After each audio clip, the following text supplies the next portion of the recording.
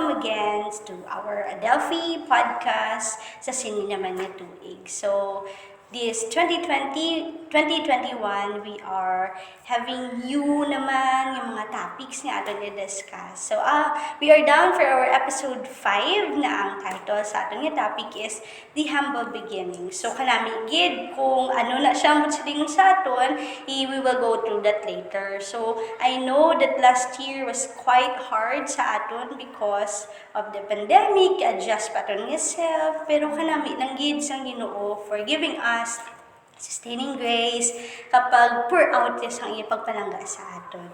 So, tonight we will experience God's goodness man through listening sa aton yung matun-an later. So, ang aton nga episode for today, nag-anchor siya sa 1 Peter 5:6-7. I know that this verse are really familiar sa aton because we use this every time we are having troubles, and we use this as our panangga sa aton nga self because gapakita gid ko na nakita ka pa lang sa Ginoo. So 1 Peter 5:6-7 naghambal, humble yourselves therefore under the mighty hand of God, so that at the proper time He may exalt you, casting all your anxieties on Him because He cares for you. So kanami gid sang ini nga pulong nga nag-remind sa aton that God really cares for us no matter kung ano man ginaagyan nimo sa imong kabuhi, kung no matter who you are, pero kung ikaw nag-cast sa imong nga anxieties, ginatugyan naton anxiety sa iya. He really cares for us. So magatuon ta jud tay sa aton nga foundation sa aton nga podcast today. So,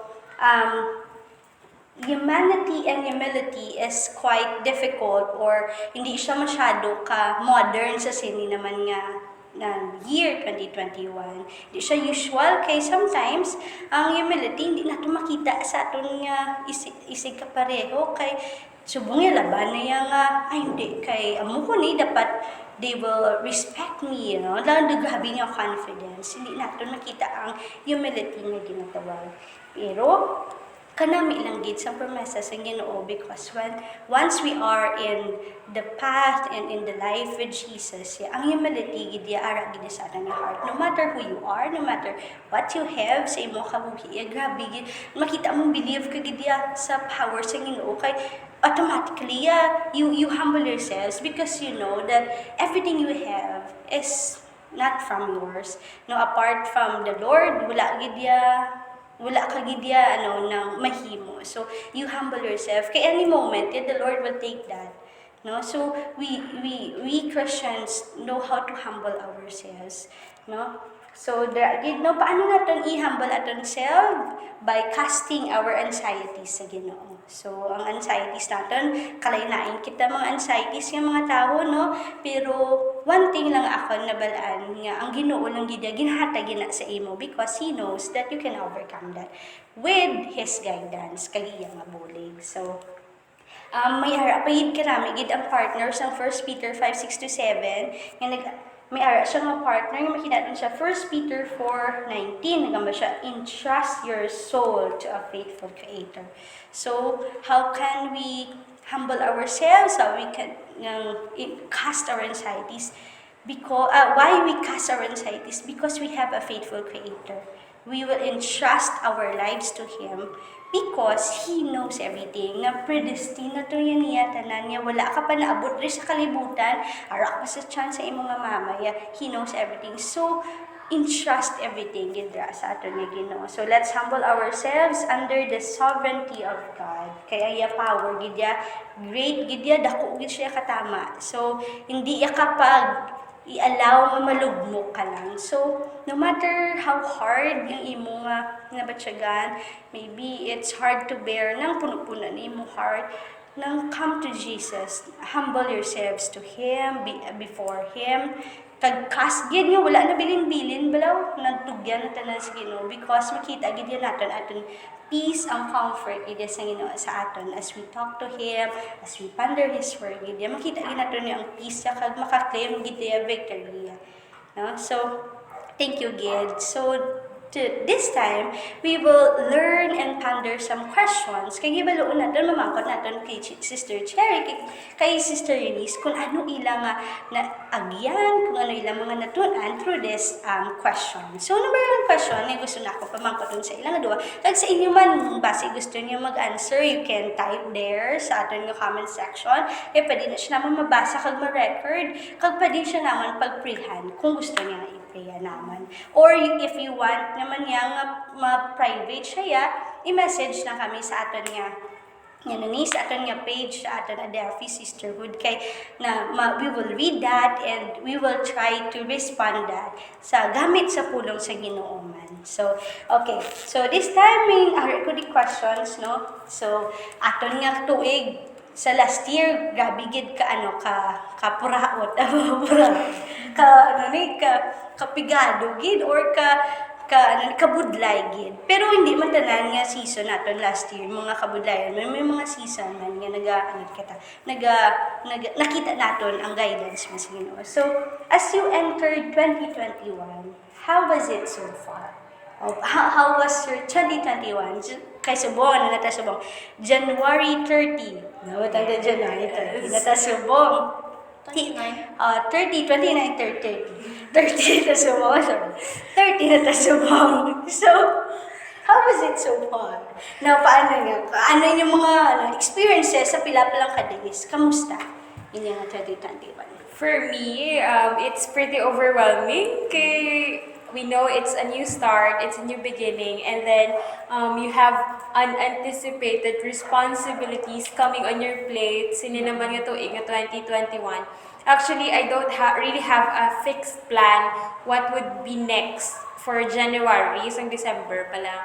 So, I left my schedule blank and naghabal ko kay Lord nga whatever comes on January, iyan na ni Lord. Wala pa ko naghatag isang fixed plan for me because I thought, imo bala ginhimo last year sa 2020, nagplano ka so much, so many things that you have planned for 2020, yet a lot of those things were not fulfilled, were not done. So, haba ko i-open space ko na ako nga January. But looking at it 30 days from now, it's pretty overwhelming. Kaya kadamo sa responsibilities, unanticipated responsibilities coming into your schedule, your plate. So, nagambal ko do ka overwhelming ini nga tuig nga 2021 for me. So, pero nagapasalamat na ako sa Ginoo because of His guidance, because of His word that always reminds us to be consistent sa iya as we grow and journey with Him. It's a beautiful thing not to leave what's the most important thing every day, that is to really ponder upon His word and be reminded of how you are going to do the task within the day. So, ano siya, it's overwhelming. Yeah, overwhelming. Kaya sa mga kung paano supplyan sa Ginoong guidance sa atin sa Ginoo. Despite man sa kadamdam mo sa schedule na himuon, pero kanami lang gid sa paghikot man sa Ginoo. So, how about you, Che? Ako naman nga, it's full of hope and confidence for those uncertain nga mga matabo sa sininga 2021. Di syempre, we press man ang Eunice, diba, ang bayagani. Hindi naman expect ang natabo sa last year. So, mo sa 2021. So, actually, galing last year, medyo nakibot kita, diba? Doon na-shocking kita sa natabo. So, kawala ta ngayon, wala ta na orient. Unprepared, caught off guard. So, wala ta masyado nga, ano. So, siguro mo na, this time, ng December pa lang, 2020, naging ready mo na yung self. Yeah. No matter what, kaya ang 2020, learning, no, a year, to learn, nga we should be ready, dapat, no, dapat ready kita kung anong matabo. Kayo, ang plano, hindi kita ang plano, hindi kita ang nagakapyot, kundi ang ginoongin. Kaya siya, mismo ang the one, sovereign, nag-rule sang plan sa kanya life. So, siguro it's full of hope and full of confidence to those uncertain things to come this year. So, siguro i-anchor ang mga aton yung mga uncertainties no, mga worries, do mga overwhelming man, mga welcoming sa 2021. Kabaloy ko nga nag-worry kita kasi ano naman matabo sa 2021, Lord. No, di ba? But let us gid put gid a full of confidence and hope gid sa Ginoo. Yun lang na. See? So 2020 gid damdam giging patuon sa aton.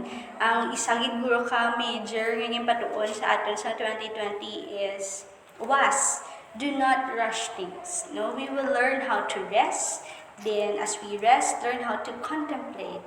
Then as you contemplate, go back to the presence of God.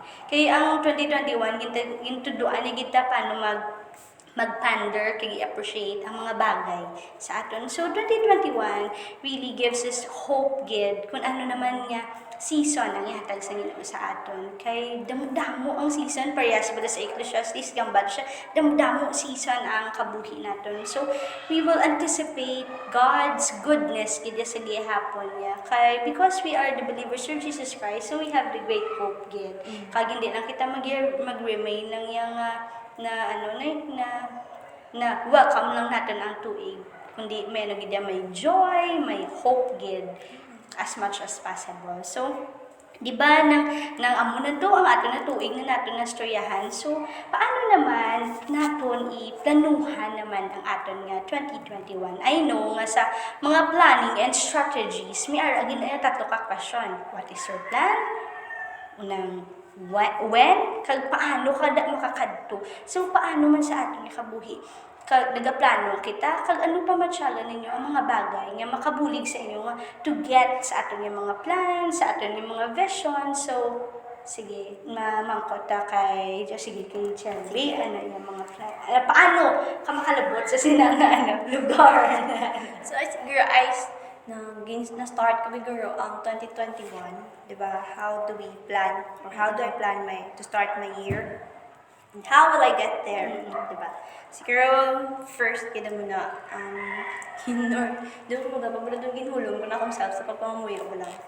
Lord, damo-damo ko plans for this year. Kabalog ko nga, syempre, hindi ako ang muna masunod. So, girl, jot down ko tanan sa kay Lord ang akong mga plano. Kay, as muna gani, nang saliwat, nang hindi kita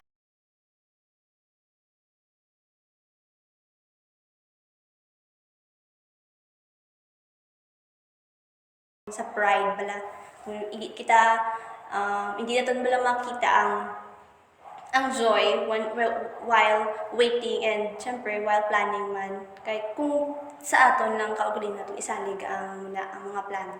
So nami gid nga isalig ta gid sa Ginoo ang aton yung mga plans. Siguro para sa ako muna akong start na year. I started my year 2021 with prayer and trusting the Lord and casting all my cares gid sa iya nga all my plans gid this year. Kay medyo mga bigger plans pero syempre we never know, di ba? Kung sa Ginoo, di ba? I-fulfill ya na this year. And of course, how will I get there? Siguro mo na inuon, siguro mo na hard work, siguro yung consistent dapat. And with contentment mo as well sa kung plano sa Ginoo. And kung paano ko na mas magkanto, dapat ang heart ko happy man, na with joy mo as well. Samtang ara na nga muna ng mga plano. So, ginano kayang baga sa Bible, many plans in human's heart, but it is God's plan that will prevail. So, consistency, and hindi lang kita sige hamba lang, kundi may action give. Okay? We will pray and do the action. Siyempre, guidance man sa inyo. How about you, Manang? Sa ako naman niya, there are three major things that I anticipate to happen this year. Pero what we have learned in the previous year, we take matters into the hands of the Lord. Kung ihatag ni Lord this year, then we thank God. And if it's not yet for this year, probably the Lord is sparing us for a greater opportunity niya ihatag isaton for the many years to come pa. So, as I reflected before I capped 2020 and before I closed the book of my planner for 2020, one thing that I have realized while I was doing my reflection is to start and end with God. So muna siguro ang ako yung plano for this year 2021. There were times that I was lost along the way. Kay if you have seen my planner, siguro makambal pag na it's not consistent that I have this abundant and ano ba lang a life doka full of okay na lang, but along the way you will realize that there's bigger waves coming in, and nagapasalamat ko sa Ginoo that year because the Lord I was different when I responded sa ina mga problems before. But I thank the Lord for the growth na ginhatag niya because I responded to this problem differently compared to what I responded years back sa akong wilderness times. So siguro more growth, may mga problema nga mag-abot, but kabay pa, I will not respond the same as I did before, but mag-respond with more growth nga nag-learn ka na bala sa mga mistakes, sa mga trials nga natubang mo na sa 2020. So, there will be a lot of opportunities to learn, I believe, for this 2021. And we cannot deny nga problems are on the way, blocks are on the way that we need to hurdle. Pero nang mindful lang kita that for me, I need to be mindful of those things as well. One of the pastors in this church actually asked me sa Sunday, yesterday ba siya nga do kamayo subong sang bungad sang tuig tananghaw o bako sa iya o gani pastor, pero nang nakubaan ko at the same time because I know that the enemy will not be happy with all of these successes nga imo ma-receive kay mangita ginaya opportunity ang kaaway to strike. So, ako na ba ko, ginaaman ko akong self. So, I know that problems will come along the way for this 2021, and I'm speaking this now. Kag i-remind mo na ako ng self-recorded that I really need to go back and hold on sa Ginoo for what will come along the way sa nga tuig ng 2021.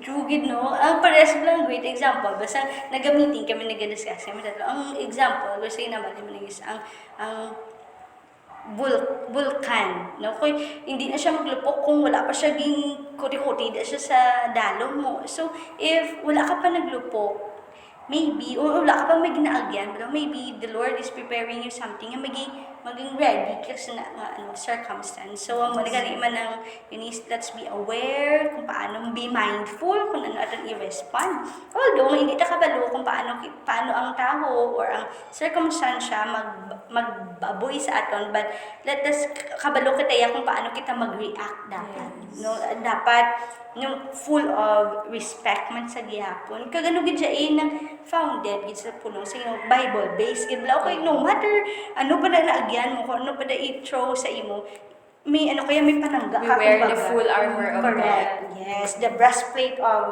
salvation. So damo kita panangga sa ating kabuhi. So, amo na ato mga planos, damo kita mga plans, damo kita mga anxiety man kung kisai, syempre kay panugod pa lang, no. Pero sa amon I want to ask na sa amon ni nga journal, kay parehas kami journal, na may ara kami monthly verse, no. So, I would like to ask kung ano ang sa diin na anchor ang inyong mga plans or based sa inyong monthly theme or monthly verse, ano ina nga nag-help sa imo to strive pagid nga mag-walk to lead sa Ginoo kag paano na siya na anchor sa imong mga plano kag nagabulig sa imo to humble yourself as you start again. So ano na nga verse nga mag-help sa imo bacon mi ara dahil kay mi ara na di sa amon yan. Ang verse na anchor gid ha na anchor. So Cherry naman para pusbanglas na. Kaya Psalm 2:11, serve the Lord with fear and rejoice with trembling. So sa dira remind ko that sina mo verse. Though it's a messianic psalm 2, let's talk about Jesus Christ. and how the vain people imagination and how the Lord put or show His wrath sa mga vain nga mga butang or kung ano katamla ka makasala ang mga o ang mga ways naton kung paano Ginoo ga ula sa iya kasingkan sa iya kaakit sa sala so sa dira. And of course dira na remind ko that nga while waiting and while setting my plan kabay pa nga I will serve the Lord with fear and rejoice with trembling. Kaya kabalugi kita nga ng muna gani overwhelmed tala sa mga plano naton, di ba? Nang bombarded kita and muna nang too focus kita, we're too much focusing sa mga butang nga tani ato ni Lord. Pero we forgot nga mag-serve sa Ginoo. So hindi pwede nga we author lang plan sa Ginoo. Di pwede nga nasugid lang ang plan nato. Wala tayo ga-servisyo siya. Wala tayo hatag sang best nato. Kaya mo ma-discuss sa tingnan. So wala tayo hatag sa kanya best. Bala. So na. Nang mga kabay patani nga as we waiting and as we planning kabay pa in our humble beginnings, we serving the Lord. Hindi pwede nga you're humble but not serving the Lord. Humility starts with God. So natatagin na humility gid nagasugod gid sa Ginoo. Nagasugod paano na nagsugod? Syempre kinahanglan may relasyon kita sa Ginoo. So kabay pa nga nag-approve gid ang relationship nato sa Ginoo, ang humility nato. Kaya kung wala nagasugod sa Ginoo, wala nag-anchor ang atong pagka-humble, madagdag kita, mangin-humble kita, mangin prideful kita. So kabay pa muna. Now, let's serve the Lord with fear, and we will rejoice with trembling, with reverence, with respect sa Ginoo. That's all. Whatever we do, do it with excellence for the glory of God. And how about you, Manias? Sa ako naman is on Proverbs 3:5-6. Trust in the Lord with all your heart, and lean not on your own understanding. In all your ways acknowledge Him, and He will make your path straight. So, because it's January, of course, so nang habag ko nga Lord, kinalan ko gid i-develop ang kanya trust dira sa imo, because I know uncertain ang mga butang nga maabot sini nga 2021. So, I wanted to really savor that verse in my life nga kinahanglan ko gid mag-grow on my trusting with the Lord. So, yeah, trust in the Lord and come to Jesus, no? So, sa ako naman guro lang man. No, na-relate mo siya sa 1 Peter 5:67, sa Matthew 28, come to me and I will give you rest. So, muna, great reminder gid sa aton nga ang atong foundation bala sa buong 1 Peter 5:7 nag-remind gid sa aton that we cannot do anything apart from the Lord. So, that's come to Him, or if you are burdened, come to Him and He will give you rest. And because He cares for you and for me and for everybody else. For those lang nagapati kay Jesus Christ, no? So, syempre, hindi niya matawag nga Adelfi sisterhood kung hindi na ma-discuss or ma-question ang biblical character, no? Kaya sa aton nga mga past episodes, we ask kung sino ang mga biblical character nga nag-aayon sa aton yung mga teams subong. So tradition na sa Adelfi, sa aton na Adelfi nga itun-an kung sino na ang biblical character. So today we will learn kung sino ang mga biblical character ay naging prepare sa duwa natin ka beautiful girls diri sa tubang. Are you excited to listen and to hear sino niya nga biblical character? So I am excited to hear it also. So sige, this time sino ganin mo una? Gusto mo grading recitation daan required na mag-asa kamot. Sige. Cherry, ko ready na. May volunteer, Cherry. Sino ka na muna may grade. Sige. Sige, Sang hintunan ko rin siya ni Watt, kaya siyempre nag-review ko. Siyempre, hindi man pwede nga pass by lang pag one day lang na toon. So, I review ni Watt, may nakita ko nga duwa lang actually nag-relate sa mga humble beginnings. So the humility and pride. So mayara da nga character nga prideful, mayara da nga kabalo siya mangin humble. So dira amo na ako niya nakita sa sininga book, kag sa sininga man nga story. So ako niya character si Esther, Queen Esther. So makita na to ng life ni Queen Esther, chapter 1, verses 1 to chapter 2 verses 18. Esther replaces Queen Vashti. So naging queen na siya. Pero sa chapter 2, Esther chosen a queen. Dahil sa chapter 2 na ito nakita. Kay before na, paano si Esther naging queen, syempre may piliin na nag-discuss ang mga eunuchs and ang king. Kaya syempre, na si Queen Vashti sa verses 10 to 12 sa chapter 1, gin-rejected, gin-refuse siya gali. Queen Vashti's refusal sa command sa king na magkanto siya. Kaya gusto na sang king makita siya mo, pero wala siya. Nag-refuse na sa. So, syempre, as a command sa king, so kinahanglan patihon mo siya. Pero si Queen Vashti, wala ya. Gin-refuse yan ina, nga refusal. Naging sugo sang king sa eunuch. So, medyo na rose ang anger sa king. So, dira, nagmangko siya sa mga wise niya, mga advisor sa eunuch, sa mga eunuchs, kung ano ang naahimuol sa kay Queen Vashti. So, he exiled his wife. So, kita mo na kapung gindula isang king, and nagmita sa daliwat. So, that time, sa chapter 2, verse 17, makita mo da, the king loved Esther more than all the women sa tanan niya gimpili. And she won the grace and favor sang hari. So, makita mo da. So he set, the king gid mismo, the one gid set the royal crown sa head ni Esther. So, Esther replaces Queen Vashti. So, naging queen si Esther. And makita na to ng life niya, how he began being a humble. Pero, syempre, nung time si Esther, diba?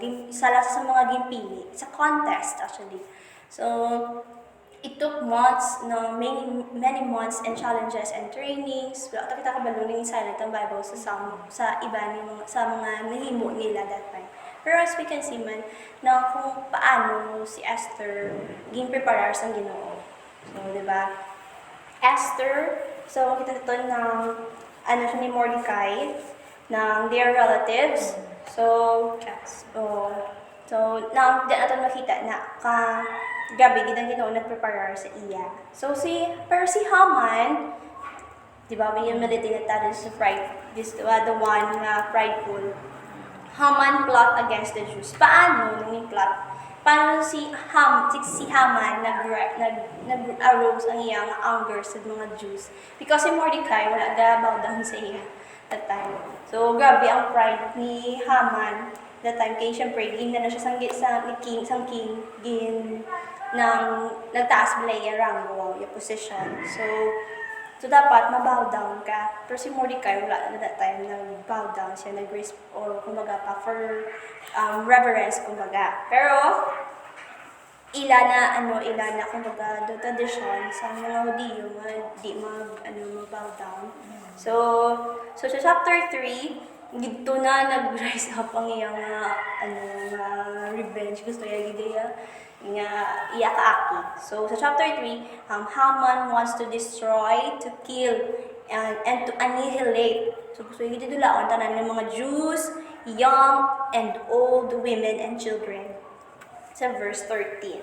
So dira nang nabalaan ni Haman sa chapter 4. So gisugid siya kay Esther. So si Esther agrees. So Esther agreed to help the Jews. So she agreed nga magbulig sa mga Hudiyo. So makita mo nga time with God always result in humility. Kay sa verses 15 to 16, makita nato nga Esther commanded Mordecai to gather all the Jews. So diba ginabala na si Mordecai nga ma-fast sila. So, you have ng 3 days ma-hold ka mo fast. Kay ako, ma-fast man ko. Nang take note, hindi lang siya isang nag-fast. ginhaga diya ang mga servants no iya tanan nga mga upod sa palasyo, sa palace. So makita mo dira nga sila nga kingdom, makita mo nga si Astoria paano siya naging blessing. So her humble attitude was no doubt became no doubt, lagi nang duda ang pagka-humble sa ni Esther because she had just spent 3 days praying and fasting. Though wala si Lord mention dira, pero makita mo kung paano si Esther nanging devoted, nanging mindful siya sa mga plano niya. Before danay, siya din magplano, nag-fast sa danay and then nag-pray siya. You'll see kung ano ka-humble si Esther. Kaya kung gingamit siya ng iyang position, nahimo yan natin actually yung makatay si Haman. Si Haman, cause ng anger man bala. Siyempre yung diyo na iya kadugo iya man na. And makita mo din kung paano siya naging humble before the night. Kung paano siya naging pause for a moment. Diba? Before she decided to act some actions to magbawi sa dapat mag-take mo siya ng revenge balahaw sa kay Haman. Pero kita natin the rate sa chapter 5. So makita man natin a humble person is a focused person. So makita mo na nga if Esther, had been more prideful, she may have gotten blinded by power or greed. So, but she remained focused on the task at hand. That's why he prayed. They fast 3 days and nights. So, makita mo that. And chapter 6 naman, the king, diba, the king honors Mordecai. We'll see man as well kung paano si Mordecai naging humble. Kaya wala na siya na-acknowledge sa iyang ginhimo. Kaya di ba may nabalian na si Mordecai nga i-plot ang assassination sa hari.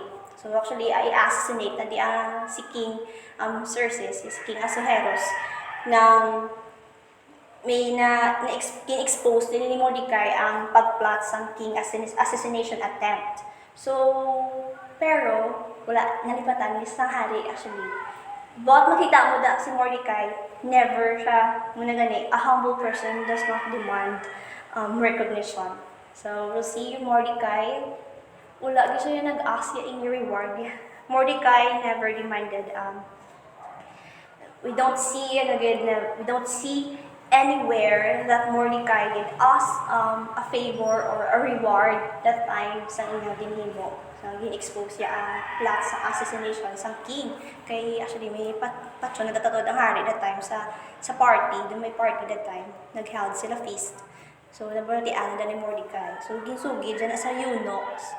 And paano na-remind ang king? Kaya hindi siya katulog. Hindi siya katulog.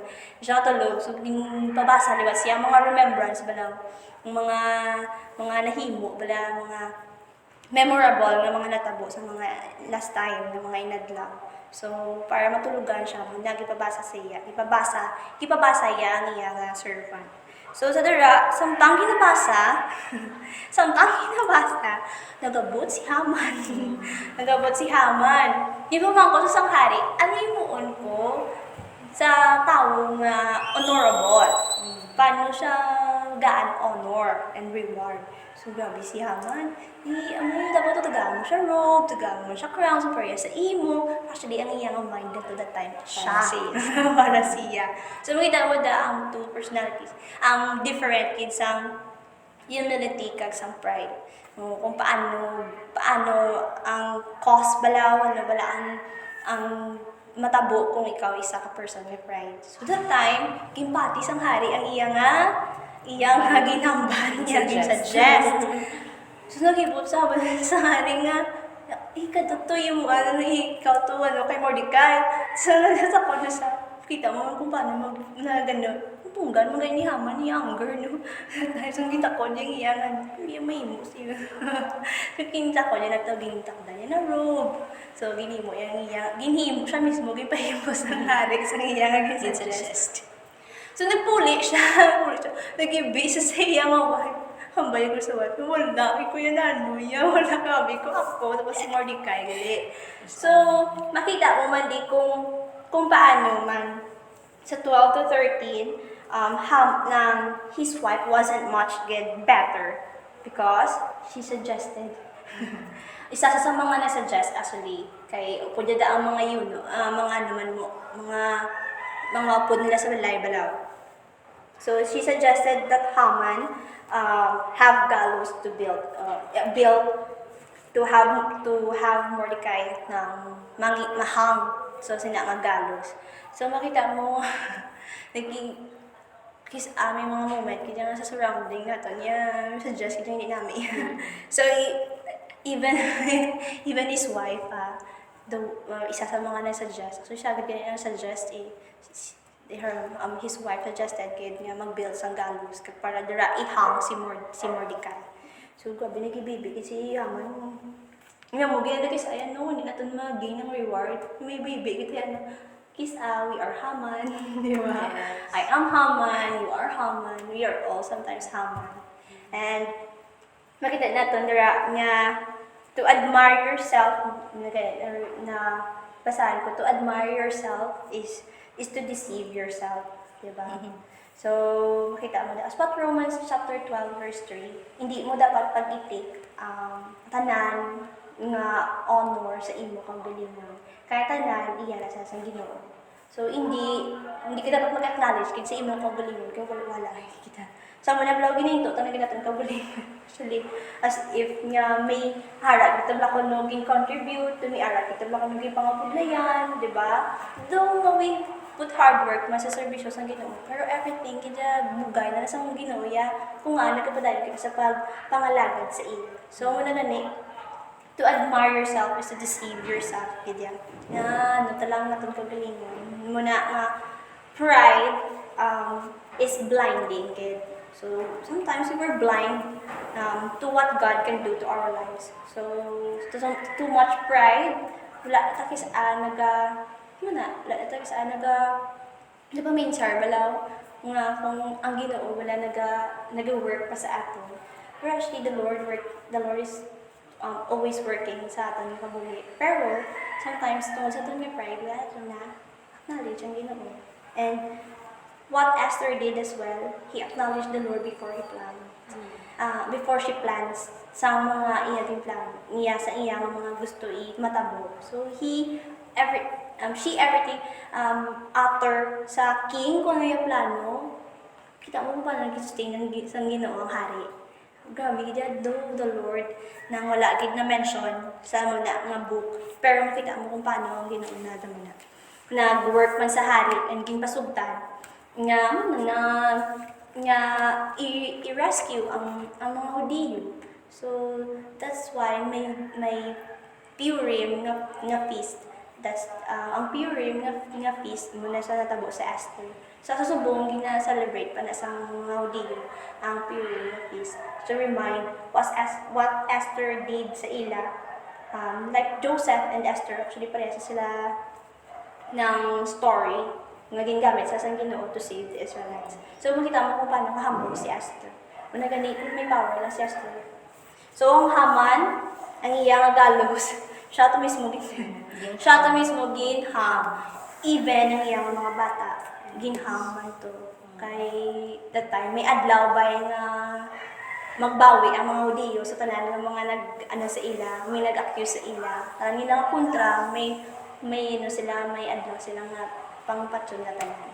So makabalos kit sila balahaw. So ginimo nila muna ang mga bata ni Haman ginham to. So ginham nila ang bata ni Haman. So kita mo kung paano mahimo sang pride, di ba? It leads us to distraction, kaya pride leads us to distraction and muna it makes us blind and muna nga nag-caught kin sa kanya attention mo. To admire yourself is to deceive yourself.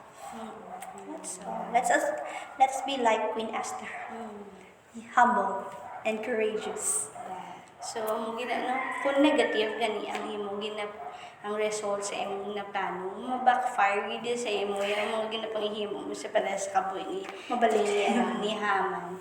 So kanami nakuha ko na madabla sa story ni Esther balaw ang that how the time you spend to God will leads you to humility. It's true, Gideon, that if you spend, the more you know God, the more you will know that you can do anything, and the more you acknowledge His presence sa iyong kabuhi. And it teaches you how to humble yourselves. Kaya damdam, kapag hindi mga kapalyahan nga i-discover. Kaya kanami naging sa kabuli ni Queen Esther, kaya ang confidence, ang courage, nga ginpakita man niya kung paano niya i-lead ang mga Jews, no, sa mga circumstances to. Nakita agad nato niya nga hindi na siya dependent sa own strength, hindi na siya dependent kay sa own power, sa capacity. Naging dependent gid siya kung diin ang dako nga source ni Queen Esther. So amo man sabi dapat nakabuhi, no, na dapat let's really acknowledge God's presence sa aton nga kabuhi. So kanami gid kasi nakalipat lang tala ginagyan tala na sa Sunday school lang aton nga Queen Esther, but there are a lot of ng new perspective naman sa pagtuon naman sa pulong sa Ginoo. So sige, this time naman kay Eunice ay mga biblical character. Alright, so thank you so much, Thank you. Sister Che, for sharing to us the life of Esther. Sa ako naman yung pagtuon niya, as I ponder humble beginnings, I can name a lot of character. So damo sa mga biblical character that came to mind kung nagsugod gid sila bala sa wala, and then the Lord has lifted them up because they displayed a great humility, fully dependent sa Ginoo.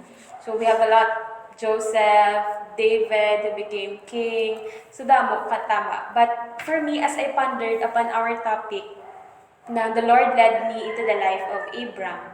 Before he became Abraham, he was Abram. So before siya gin bless, kagin tagaan sa Ginoo sang promise that he will be his descendants will be numbered as the stars and the sand of the land. Ang Ginoo nag-work anay kay Abraham before he was named that. So he was Abram. So kung tulukon naton, it's an Old Testament story and we are very familiar about Abraham, and pero tulukon ta anay, who was he before naging tagaan sa Ginoo sa ina nga promise. So kung balikan naton, Abram and Sarah, they are married sa amo na time. Ang nagkilala lang sila naton that they are too old to have a son, Isaac. But Abram actually, he came from gitagaan na sa Ginoo sa promised land, but because of the famine, it led them to go to the land near Egypt. So ang Egypt historically, it's very civilized niya sang miski sang una pa nga time. And even you remember Joseph gani sa gingamit na siya sa Ginoo sa Egypt because gabi naka-advance ang technology and civilization sa Egypt that ang tao bala nagatulok sa ina nga opportunity nga hindi sila matamaan because of that famine. And sa amo to nga time, Abram had this belief in his heart and belief nga nag-move siya out of that land and went to the land of Egypt. Kaya dito nagpangabuhi. There he acquired great riches. He had silver, he had gold, he had many livestock. Kagupod niya sila. Sa dito nga lugar, gintawag siya sa Ginoo balik sa lugar niya, naging promesa sa Ginoo. So kung makit-anda naton, he was there for many opportunities. Kanami na sang akon nga life, kanami na sang akon nga comfort. Why will I leave this kag ma-move out into the place of nowhere?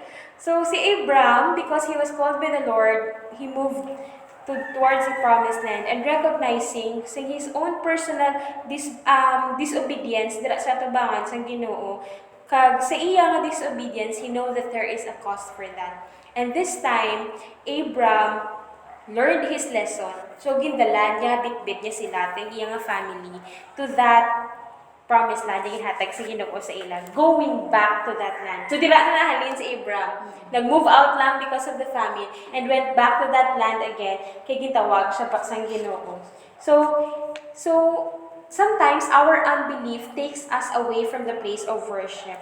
Kinapili natin kagalingon kung diin kita may comfort, kag-abi natin makahatag sa atin sense of satisfaction. And a lot of times in our lives, we move out of ourselves from the place of worship because we thought hindi kita maka-find comfort kag makahatag sa aton sang mangita kita sa aton nga pamaagi kumbaga pa. So hindi na excuse si Abram. He also sought for comfort himself and he failed on that part. So nagbalik siya, and when he came back, he is a beginner. So balik ka sa lugar ni mo ang ginhalinan as a beginner again. You are going to start a new life, you are going to start this new journey with you, and you have with you Lot. So amo na matay. So nagupod man si Lot sa iya. So pero, sang nag-grow na sila dito, kag damo-damo sila riches, damo na sila sa livestock especially. Kaya ang isa sa mga indication nga mayo imo pangabuhi sa una, kung damo ka livestock, so may mga sheep ka, may mga cows ka. So, hindi naka-contain ang land sang ila kadamuon sa ilang livestock. So, both for Lot and Abram during that time. So, kadamo-damo, nakatama sa ilang mga herds, nga gilinaway ng ilang mga herdsmen.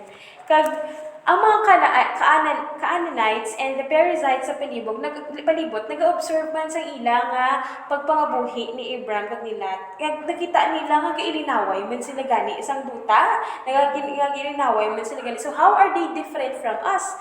So, nakita na sa Perizzites kag sa mga Canaanites. Pero, si Abram, nagamba siya nga i-resolve ron tani Israel sila. So, let's make this right before God. So, though there were a strife between them, naghambal si Abram that they need to settle that because that there was the possession was too great for the both of them.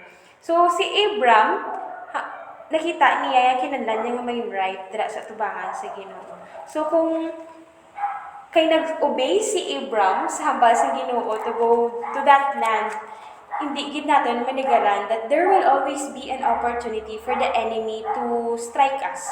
Kumbaga, so kung gahimo kita sang obedience dira sa Ginoo, expect naton nga aton enemy wala gid ang nagakalipay sina. So, may oftentimes there are Christians na gusto manumbalik sa pagpangalagad sa Ginoo, and then going back to the ministry, sometimes we often have judgment from other people. So, expect naton nga ang enemy hindi gyud malipay when we start anew again, when we start as a beginner again. So, Abraham also experienced that time. Nagbalik siya sa Ginoo as a beginner, and the enemy took an opportunity for them to have a trouble. So, si Lot ang iyang trouble during that time. Okay? Grabe ila problema, no? Kay damo-damo ang inilang livestock. Sino ni ka problema? Sina hindi naka-contain ang land because of those possessions that they have. Pero, I can really say that Abram, although siya ang gintawag sa Ginoo, kumbaga pa sila gani aman lang to. Naaman na siya pala sa pagpakamaayo sa Ginoo, sa gintawag si Abram. Oo. So, pero si Abram ang naghambal nga, please there be no strife between you and me, and between my herdsmen and your herdsmen. Hindi kita mag-ilinaway, for we are brethren, mag-utod kita. Is not the whole land before you? Please separate from me. Nabalya, mas mayo na lang na mag-separate kita or magbulag kita nga duwa. If you take the left, then I will go to the right. If you go to the right, then I will go to the left. Si Abram ang gintawag, pero si Lot pang ginuna niya nga papili. How humble Abram displayed that. Okay, sometimes sa ato ni life ya nga ako gitawag sa Ginoo. So ako ya ang mag-take opportunity to choose first. Pero si Abram gave that opportunity to Lot to choose first. So, miski si Abram ang eldest between them. So, Abram displayed a great generosity, and he did not yield to Lot out of weakness, but out of love and trust in God. Wala siya yan nagpakaubos tungod nga weak siya, but nagpakaubos siya because he knew that the Lord is faithful to fulfill His promise sa kay Abram. So, Yun pili ni Lot. So, syempre, yung pili niya to, ang greener pasture. Din ang abundant ang mga supplies, ang resources para sa iyang mga livestock. So, dito ginpili niya, Lot chose his portion of the land. So, nakita niya ang plain of Jordan is well-watered. Namo sa tubig, but Sodom and Gomorrah was near, and we know what happened to Lot when God destroyed Sodom and Gomorrah. So it was like a garden, do pariho lang siya sa Egypt. So, doka abundant ang lifestyle dito. Sometimes, we wanted to journey with the greener pastures sa ating kabuhi. We like to choose greener pastures. Sino ba lang hindi gusto nga mag-seek sa greener pasture sa ating life? But halong kita sometimes because we are often blinded by these many opportunities around us. Pero gali, isa na siya gali ka butang ang ginagamit sa ating kaaway to pull us away from the opportunity nga mag-grow kita sa Ginoo. So, Lot was tempted sa ina nga part. So, he went there and placed his his livestock over there, kag dito siya nag-grow sa iyong family. But, we know that men of Sodom are greatly wicked and they are sinning against God. Aware si Lot sini, pero ginpili niya nga dito siya magstay. So, Lot made his choice purely based on what he could see. So, makitaan niya lang, kay damo to well-watered dito, so nagkadto siya dito. But, kabay pa, we will not be like Lot, nga makitaan na to nga mas mayo, pag hindi siguro akong tuhabuhi kay mas mayo, tong opportunity dito. And there's a lot of pride in us, kaya ginaganihambal ni Cherry, it's a deceit sa ating heart if we choose ourselves. So, Lot's choice did not lead him astray. Kumbaga, si Lot astray na nga daan. That's why, naghimo to siya sa amo to nga decision and chose that part of the land. So, pero, makita natin si Abraham, he walked by faith. So, ginpakita sa Ginoo siya, left, right, north, east, west. This part of the land, nag-promise ang Ginoo siya. And I will make your descendants as the dust of the earth, so that if a man could number the dust of the earth, then your descendants also could be numbered. So, diri nagpromisa ang Ginoo sa iya, nga gamiton siya sa Ginoo in that portion of the land. Nga ang iyang length and width ginhatag gid sa Ginoo sa iya. And nagpatindog si Abraham sa altar to worship God. So, because of disobedience, ginbayaan sa ni Abraham ang place of worship niya, pero nagbalik siya as a beginner, and there he humbled himself before the Lord, trusting Him. We are anxious oftentimes, a lot of times, with our decisions. Pero kinahanglan gid naton nga mag-ponder if these are the things ginpromesa balanis ang Ginoo sa aton. And where can we see His promise? Of course, kung mga faithful kita sa pagtuon sa iyang pulong, well-guided kita sa aton ng Ginoo. Din ka tayo mangita sa answer, hindi kahatag si Google hindi kahatag ang social media sa aton sa answers, hindi makahatag yung mga friends ang answers sa tanan nga mga pamangkot mo sa imong una-una, kundi ang pulong ng gid sa Ginoo. So let's not pull ourselves away from the Word of God, and let us not misinterpret sang pulong sa Ginoo. I would also say that there are a lot of Christians na selective Christianity bala nga pilion lang kung ano ang convenient sa ila, kung ano lang ang fit sa ila, pero kung hindi na gani nila gusto nga pulong sa Ginoo, hindi nila pagbatunon. So let's not be selective in learning and growing sa Ginoo. Kay sakit man na ang pulong sa Ginoo nga ginhatag sa aton, we need to grow. That's our way of growth. So let's be like Abraham. Let's not make choices like Lot. Kaya we know the consequence are along the way, nagahulat lang yun sa atin. So that's how naging humble ang beginning ni Abraham when he returned to that land kaya tagaan sa Ginoo sa nakapromise. That's the life of Abraham.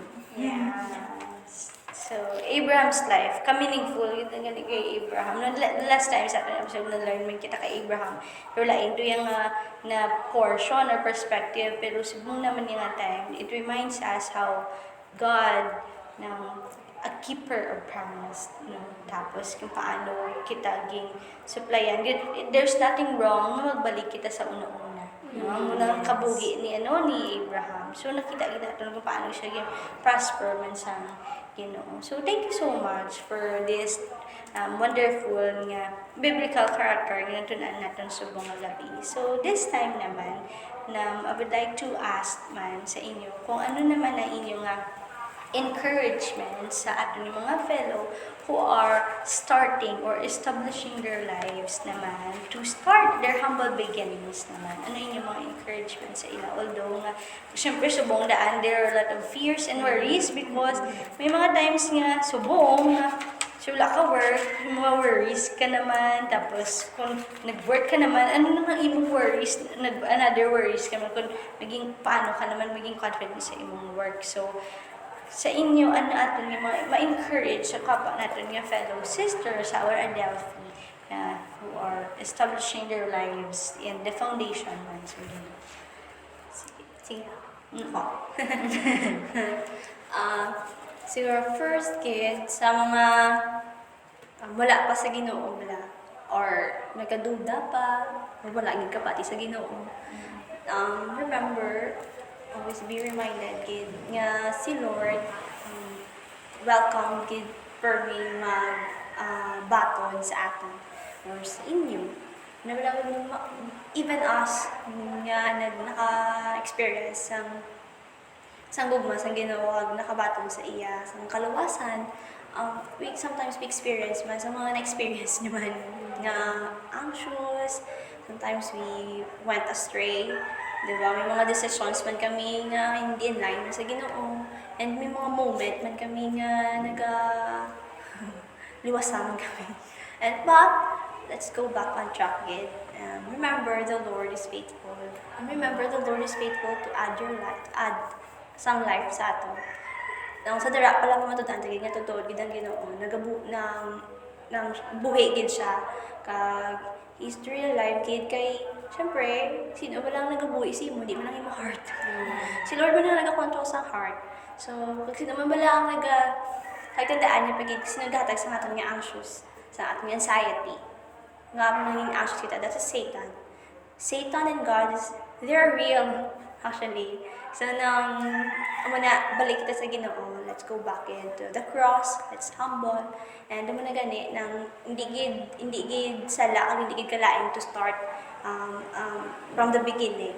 Actually, there's a blessing sa sa pagsugod. So una nang suguran ginaton ng ini nga year sa pagbalik sa Ginoo, sa pagsalig sa iya kag matunon syempre si Kristo nga aton gipsunan nga manuluwas. And for those naman yung syempre na sa Ginoo kag nagapadayon kag nagapanugod pa lang, no, may mga kabalo kita may mga struggle kita may mga question man nga Lord abi ko lipay-lipay na ko kaya sino. You know what guys, gawin ako pinaka the best. Sa nga struggle kita kalipay mo tagyapon ngit lang, no. Tamang smile lang, sasaya na natin dawin. So, makita natin nila. So, in relation sa Book of Esther, bala, sa life natin as a Christian, nagpakita na nga ang choice, bala, we make choices between seeing the hand of God sa aton in our circumstances in life, kag and seeing things as merely coincidence. Diba? May mga aga katingala kita na si Queen Esther. Abi na ton coincidence. Anto nga naging queen siya. Diba? Coincidence nga. Isa ka minsan kita coincidence nga naging queen siya. Kag gamiton siya. Kay tungod si Haman nag-plot plot siya against sa Jews. Pero, plano to sa Ginoo nga anang queen si Esther. Human na sa aton, why we are here. Ano kita sa mga posisyon sa aton sa life, diba? Hindi mo tayo butang sa Ginoo, may plano with si Lord. So sometimes kung pa nga as we make decisions, first kaya Queen Esther should pause and ponder. Hindi mo makinalagid mag-fast. Pero I mean, wala recognize agad si Lord before we decide, before we plan, before we take action, before we respond, no, sa mga circumstances sa life naton. So, wala natin mag-take kita And imatake kita mag-pause kita danay for a moment. So, and the antipagid, God is the sovereign ruler of the universe. So, and we can be assured that His plans will not be moved by the actions ng merely mga kaaway, no? Or God's plan will not be moved by the actions of mere evil men or just like Satan. Satan is just everywhere. No, I know. Satan, arsenals or armies over everywhere lang yun. So, may natandaan again nga remind tayo self na mani Carla, God is a promise keeper. Those who nagasalig sa iya, makafind great comfort. That's why sa Munya verse, we will cast all our cares kay sa Ginoo. Those plans, kasi ang mga plano ito, nag-worry na sa atin. So sometimes we don't have to focus on that. We have to focus on the Lord. And let the plans give i-anchor ito sa Ginoo. That's all.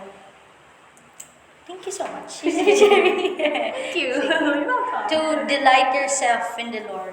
For He will give you the desires of your heart. How about you, Sister Eunice? Sa ako naman, I started this statement with start and begin with God, and I will end this statement with start and begin with God. So, ako na, no matter how hard the situation is, no matter the circumstances imo ginaatubang, kag kung ano pagid ang mga pag-aatubangon natin for this 2021, let's all journey with the Lord. Yeah. So, in highs, in lows, in pain, in joy, sa mga tanan ng mga events ng aton yung kabuhi, in failure, in victory, let's go to our God who is capable and able to lift us, to hold us, no matter what the circumstances are.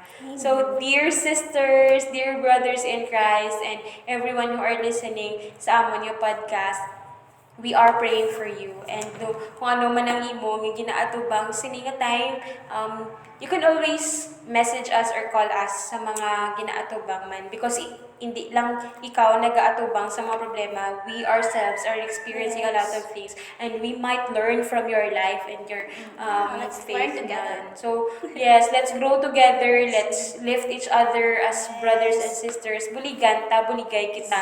Hasta nga anticipate kita sang together kita nga mag-worship sa Ginoo dito sa kalangitan nga forever naton and eternally ma-experience ang aton nga Dios nga Amay nga deserving gid nga tagaan sa glory kag honor.